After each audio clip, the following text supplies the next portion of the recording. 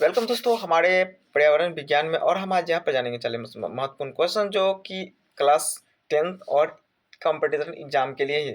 और इसमें हम एनसीईआरटी के महत्वपूर्ण 40 क्वेश्चन को जानेंगे। जो पहला मेरा क्वेश्चन है, निम्नलिखित में से कौन सा समूह में केवल जैव निम्नीकरणीय यानी कि जैव निम्नीकरणीय की बात हो रही है, यानी बायोडिग्रेडेबल, यानी कि इसको हम सड़ा गलाकर फिर से वापस मिट्टी के अवतार में ला सकते हैं।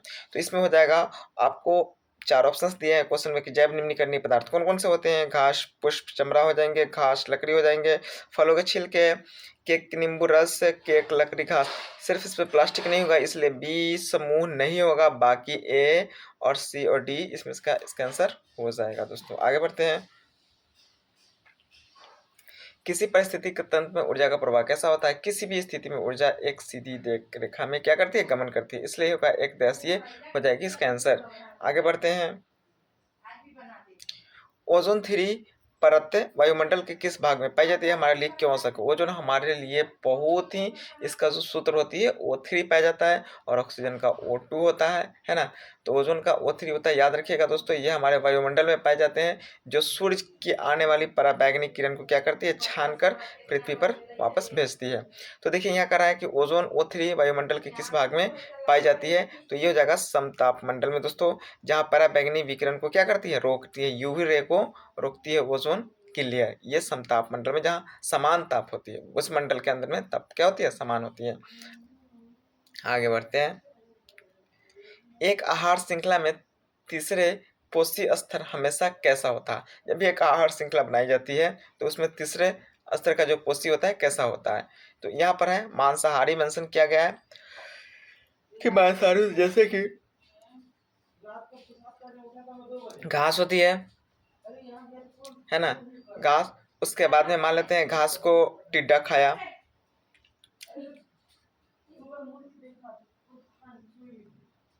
उसके बाद में टिड्डा को कौन खाया, छिपकली। तो इस तरह से 1 2 3, यह तीसरा क्या हो गया, आपको मांसाहारी हो गया। आगे बढ़ते हैं दोस्तों, इसका आंसर हो जाएगा ये।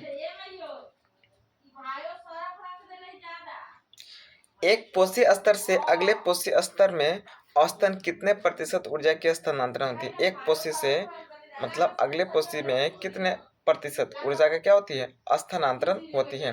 तो इसका आंसर हो जाएगा दोस्तों 10%। इसका आंसर हो जाएगा दोस्तों, याद रखना है 10% ही होगा। CFC का पूरा नाम क्या होता है, इसका उपयोग मुख्य का देखिए, इसका नाम होता है क्लोरो CLORO क्लोरोफ्लोरोकार्बन। क्या होता है, क्लोरोफ्लोरोकार्बन होता है इसका पूरा नाम। इसका क्लोरोफ्लोरोकार्बन जो कि रेफ्रिजरेटर और अग्निशामक यंत्रों में पाया जाता है। जो कि रेफ्रिजरेटर यानी कि हम जब फ्रिज खरीदते हैं, घर में फ्रिज रखते हैं या मार्केट में लोग फ्रिज इस्तेमाल करते हैं। और अग्निशामक यंत्र होती है, जब हम आग को बुझाते हैं, वो उसमें जो सभी सिलेंडर सभी जगह आपको देखने को मिल जाएगा।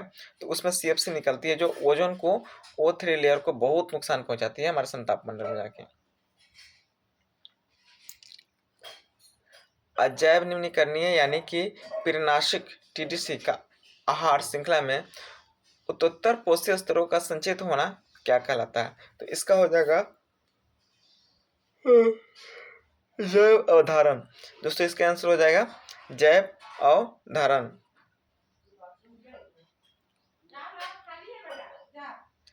कृत्रिम पारिस्थितिकी तंत्र का उदाहरण निम्नलिखित में से कौन सा होगा। कृत्रिम यानी कि जिसको हम बनाते हैं वो कृत्रिम कहलाती है, जिसको प्राकृतिक बनाती है वो प्राकृतिक कहलाती है। तो कृत्रिम पारिस्थितिकी तंत्र का उदाहरण निम्नलिखित में से कौन सा होगा।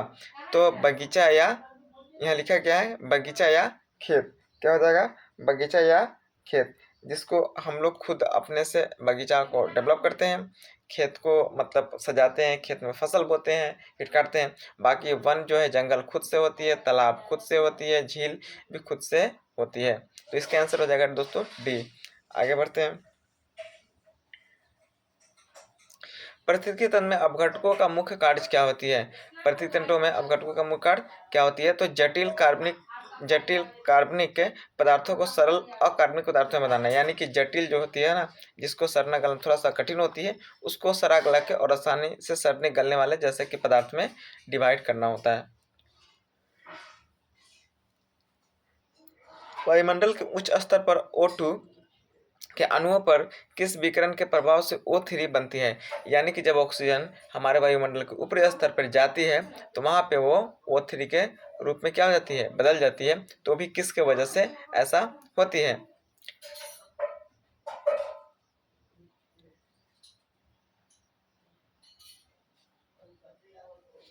तो इस पर हो जाएगा पराबैंगनी रेडिएशन।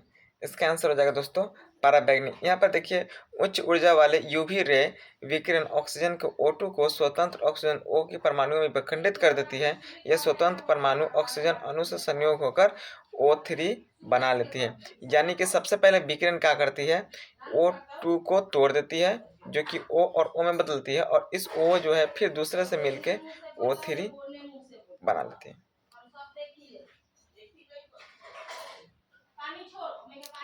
किसी आहार श्रृंखला में सामान्यतः कितने से अधिक पोषक स्तर नहीं होती है। किसी भी आहार श्रृंखला अगर हम बनाएंगे तो उससे ज्यादा पोषक स्तर उसमें नहीं होने चाहिए। 1 2 3 4 5। तो देखो अधिकतम हमको देखने को मिलता है 3 तक, और उससे अगर ज्यादा देखा जाए तो 4 तक। यहाँ कहा गया कि 5 तक नहीं बना सकते हैं, हम 4 तक ही बनाएंगे, इसलिए इसका आंसर हो जाएगा 3 या 4 दोस्तों। आगे बढ़ते हैं। पारिस्थितिकी तंत्र के जैव घटक में शामिल होते हैं, यानी पारिस्थितिकी तंत्र के जैव घटक में शामिल होते हैं। तो इसका आंसर हो जाएगा पौधे, जंतु तथा सूक्ष्म जीव। पौधे होंगे, पौधे को खाने वाले जंतु होंगे, जंतु को खाने वाले क्या होंगे, सूक्ष्म जीव होंगे, सूक्ष्म जीव होंगे। तो ये इसका आंसर हो जाएगा। आगे बढ़ते हैं। हमारे पौधे और सौर ऊर्जा का लगभग कितना प्रतिशत भाग खाद्य ऊर्जा में परिवर्तित हो जाता है। यानी कि हमारे पेड़ पौधे या सौर ऊर्जा का लगभग कितना भाग प्रतिशत पेड़ पौधे में क्या हो जाते हैं, प्रतिशत खाद्य ऊर्जा में खत्म हो जाता है। तो 1% हमारे जो पौधे और ऊर्जा का लगभग 1% क्या होता है, खाद्य ऊर्जा में परिवर्तित हो जाते हैं।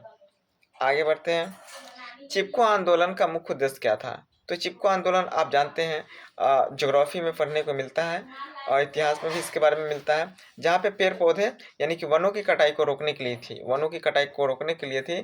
शायद ये झारखंड में हुआ था, झारखंड में। वहाँ के लोग मतलब पेड़ को शायद उड़ीसा के साथ झारखंड में था, जहाँ पे शायद कंफर्म नहीं है, उड़ीसा भी हो सकता है, कि जहाँ पे पेड़ को काटने से बचाने के लिए इनका प्रयोग किया गया था।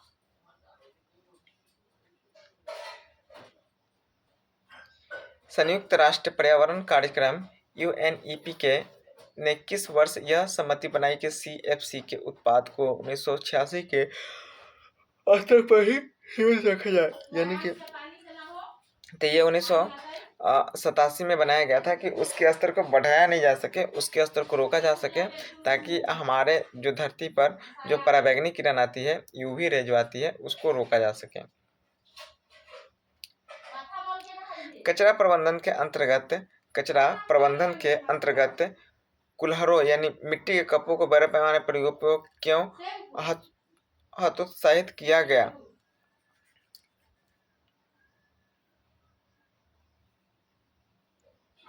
देखिए इसका आंसर बताया गया क्योंकि इनके निर्माण से उपजाऊ शीर्ष मृदा का नुकसान हो रहा था।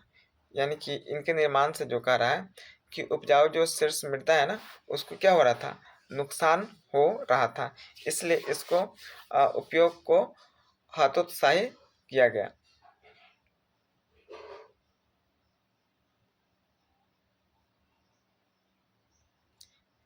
खाद्य जाल किसे कहते हैं, यानी कि खाद्य जाल किसे कहते हैं। तो इसका जगह आपस में जुड़ी अनेक आहार श्रृंखलाओं के एक जटिल जाल को, यानी कि जब पेड़ से मतलब पेड़ पौधे जैसे कि हो गया पेड़, और इसको खाते खाते फिर क्या होती है, ऐसे ऐसे एक श्रृंखला बन जाती है, तो उसको हम बोलेंगे। फिर यहाँ कोई और खाया, फिर इसको और कोई खाया, इसको और कोई खाया, फिर माटी में सर्कल के हो गया, फिर वो सर्कल के पौष्टिक आहार इसके जड़ों से पेड़ को निर्माण किया।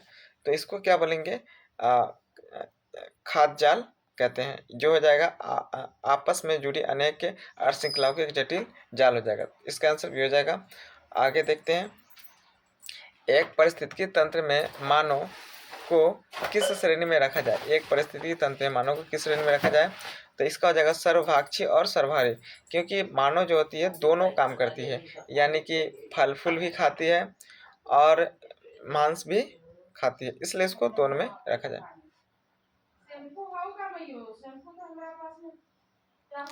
निम्नलिखित में से कौन सा एक अजैव घटक नहीं है? अजैव की बात हो रही है, ध्यान से रखना है, अजैव घटक नहीं है। तो दोस्तों एक होती है जैव घटक जो जैविक होती है, ये अजैव घटक नहीं है। तो यहाँ भी जैविक ही हो जाएगा, जैव ही हो जाएगा। तो इसमें से कौन सा जैव घटक नहीं है? तो इसका आंसर हो जाएगा दोस्तों कवक क्या है? जैव घटक नहीं है। यदि हम एक पोषी स्तर के सभी जीवों को समाप्त कर दें या मार दें तो क्या होगा? यदि हम एक पोषी स्तर के सभी जीवों को समाप्त कर दें या मार दें तो क्या होगा? तो यहाँ परिस्थितिकी संतुलन पूरी तरह से गड़बड़ हो जाएंगे और अन्य स्तरों पर हानि भी पहुंचेगी। बात सही है।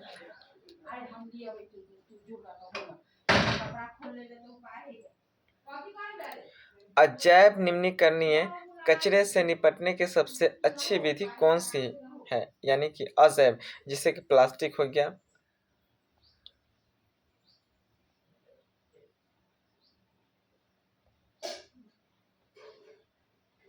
प्लास्टिक, तो प्लास्टिक जैसे कचरे से निकलने के लिए मुझे कौन सा काम करना चाहिए? तो इसका आंसर दिया है पूर्ण चक्रण यानी रिसाइकल, यानी कि हम उसको दोबारा इस्तेमाल करें, फिर से दोबारा इस्तेमाल करें, इस तरह से हम अनेक बार इस्तेमाल करें और उससे कचरे बनने ना दें जितनी जल्दी हो सके।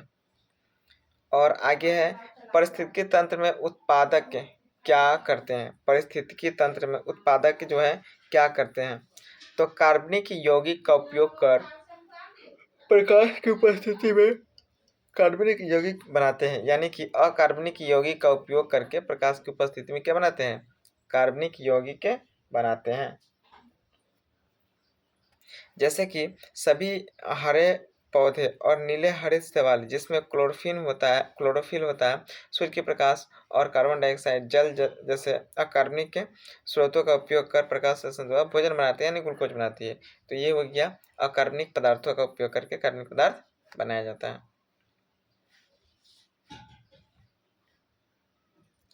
मांसाहारी जीव किस स्तर के उपभोगकर्ता कहलाते हैं? मांसाहारी जो जीव है किस स्तर के उपभोगकर्ता कहलाते हैं? तो इसका आंसर जो है द्वितीयक और द्वितीयक उपभोक्ता। दोस्तों आप थोड़ा सा स्पीड रखेंगे क्योंकि जल्दी जल्दी खत्म करनी है, क्योंकि बहुत लंबा वीडियो हो जाता है। वैश्विक उष्णन के लिए मुख्य रूप से कौन सी गैस उत्तरदायक है? वैश्विक यानी ग्लोबल वार्मिंग के लिए सबसे ज्यादा गैस प्रभावित कौन सा करती है? तो CO2 होता है, जो तो हम अच्छी तरह जानते हैं, कार्बन डाइऑक्साइड। निम्नलिखित में से कौन सा पदार्थ पर्यावरण में लंबे समय तक अपरिवर्तित रूप से बना रहता है? लंबे समय तक अपरिवर्तित यानी परिवर्तन उसका नहीं होता है, एक ही जैसा लंबे रूप से बना था। तो प्लास्टिक बैग है, जिसको हम सालों दर सालों अगर जमीन में दफना भी दे तो वो क्या होता है? वैसा ही दिखता है। गैसों का कौन सा मिश्रण ग्रीन हाउस प्रभाव के लिए उत्तरदायक है? गैसों का कौन सा मिश्रण हो जाएगा? तो हो जाएगा कार्बन डाइऑक्साइड, मिथेन और जलवाष्प। कार्बन डाइऑक्साइड, मिथेन और ग्रीन हाउस के लिए क्या है? उत्तरदायक है। एक तालाब के पारिस्थितिकी तंत्र में तैरने वाले छोटे छोटे सूक्ष्म जंतुओं को क्या कहा जाता है जो प्राथमिक उपभोक्ता होते हैं? तो इसका आंसर हो जाएगा प्राणी पलवक। पर्यावरण के बचाने के लिए 5R के सिद्धांत में से कौन शामिल नहीं है? 5R के सिद्धांत में कौन सा शामिल नहीं है दोस्तों? तो इसका है रिमूव यानी हटा देना या नष्ट कर देना, ये उसमें क्या है? शामिल नहीं है। यानी कि कौन कौन है? अस्वीकार करना, कम करना, पुनर्चक्रण करना, पर ये वाला उसमें नहीं है 5R में। यानी कि पर्यावरण को बचाने के लिए तो यानी रिमूव करना, हटा देना, ये उसमें से नहीं है 5R में से। आगे हम देखते हैं चमड़ा, ऊन और जूट किस प्रकार के पदार्थ है? देखिए ये सब बायोडिग्रेड है, ठीक ना? तो ये क्या हो जाएंगे? गल जाएंगे, यानी गल जाएंगे तो ये हो जाएगा जैविक हो जाएगा, जैव निम्नीकरणीय हो जाएगा, है ना? इसका आंसर जैव निम्नीकरणीय हो जाएगा। आगे वायुमंडल में ओजोन की मात्रा में तीव्र गिरावट की दशक किस दशक को दर्ज की जाने लगी? यानी कि कब ये सबसे ज़्यादा देखने को मिला था? तो ये मिला था 1980 में। ये दरअसल उस टाइम उद्योगीकरण हो रहा था ना, उद्योगीकरण हो रहा था, उस समय ये ज़्यादा देखने को मिला था। आहार श्रृंखला में हानिकारक रसायनों के जैव आवर्धन का मुख्य कारण क्या है? आहार श्रृंखला में हानिकारक रसायनों के जैव आवर्धन का मुख्य कारण क्या है? तो रसायनों का अजैव निम्नीकरणीय होना और शरीर में संचित होना, ये सबसे बड़का मतलब मुख्य कारण उस समय का था। किसी दिए गए क्षेत्र में सभी सजीव जीव तथा वहाँ के निर्जीव घटक मिलकर किसका निर्माण करते हैं? तो पारिस्थितिकी तंत्र हो जाएंगे, क्योंकि सभी मिलके एक ऐसा तंत्र का निर्माण करते हैं जहाँ पे जीवन क्या हो, जीने लायक हो।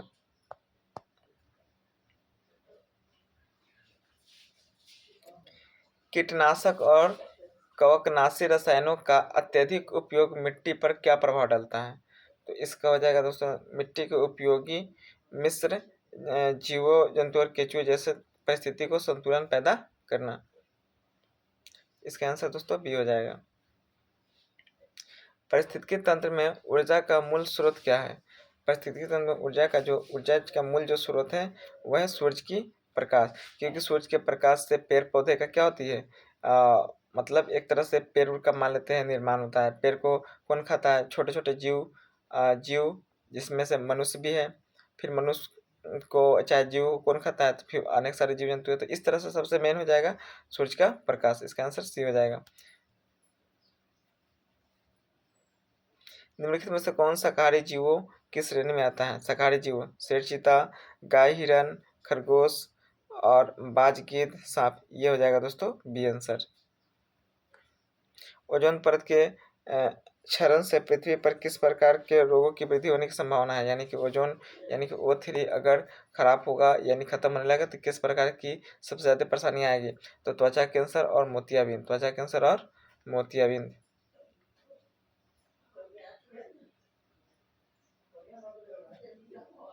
कचरे को एक जगह एकत्रित कर ढकने और सड़ने के लिए छोड़ देना, जिससे खाद बनती है, क्या कहलाती है? तो इसको बोलेंगे कंपोस्टिंग, यानी इसको बोलते हैं कंपोस्टिंग।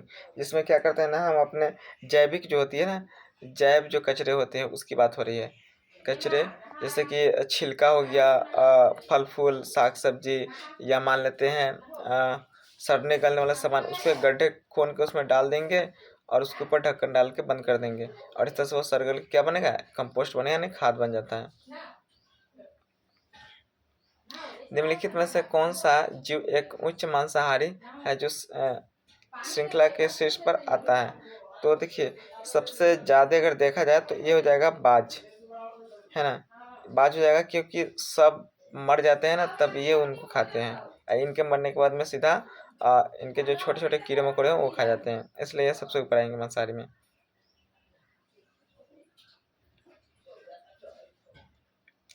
एनसीईआरटी के अनुसार हमारे द्वारा खाए गए भोजन का अधिकांश भाग किस क्रिया में नष्ट और खर्च हो जाता है? तो पाचन, विकास, श्वसन और अन्य जैविक कार्यों या ऊष्मा के रूप में, यानी कि पाचन करने में, विकास करने में, श्वसन करने में, इन सब में क्या हो जाता है, हमारे खाए हुए भोजनों का जो ऊर्जा है सबसे ज़्यादा नष्ट हो जाती है। और हम लास्ट क्वेश्चन है, अजैव निम्नीकरणीय यानी कचरे का सही समूह कौन सा हो सकती है? यानी कि अजैव की बात हो रही है। एल्यूमिनियम कैन, कांच की बोतल और पॉलीथीन बैग। देखिए इसमें क्या हो जाएगा ना, कागज तो गल ही जाता है। उसके बाद में आप गोबर देख रहे हैं, फल के छिलके हो ही नहीं सकते, लकड़ी हो ही नहीं सकते, यानी कि इसमें जो है सभी क्या है, अजैव है, ये गलने वाले नहीं है। तो ये इसके आंसर हो जाएंगे दोस्तों। तो वीडियो आपको कैसी लगी? अगर अच्छी लगी तो चैनल को लाइक करिएगा और शेयर सब्सक्राइब करिएगा। मिलते हैं अगली वीडियो के लिए, आज के लिए इतना ही। Bye bye.